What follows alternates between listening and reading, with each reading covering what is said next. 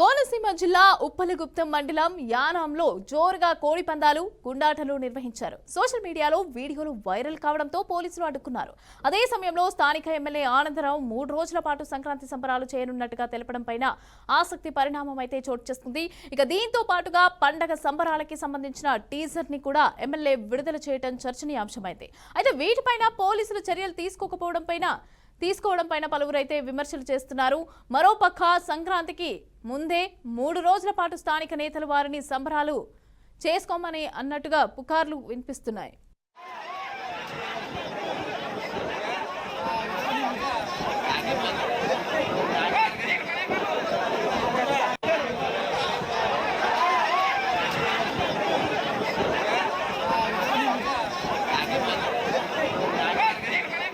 బీచ్లో సంక్రాంతి సంబరాలు జరిపించుటకు గౌరవ శాసనసభ్యులు మా ఆనందరావు గారు సహకారంతో వారు నిర్ణయించడం జరిగింది.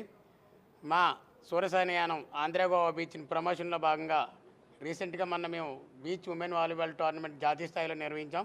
అది చాలా ఘనంగా జరిగింది.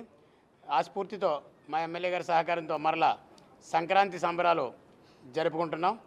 దాంట్లో భాగంగా జబర్దస్త్ నటులు మరియు పాడుతూ తైక సింగర్స్, డీ డాన్సర్స్ మరియు వివిధ రకాలైనటువంటి హీరోయిన్స్, అప్కమింగ్ మ్యూజిక్ డైరెక్టర్లు, సినీ ప్రముఖులు చాలామంది ఇచ్చేసి ఈ 3 రోజులు చాలా అద్భుతమైనటువంటి సాంస్కృతిక కార్యక్రమాలు ఏర్పాటు చేయడం జరిగింది.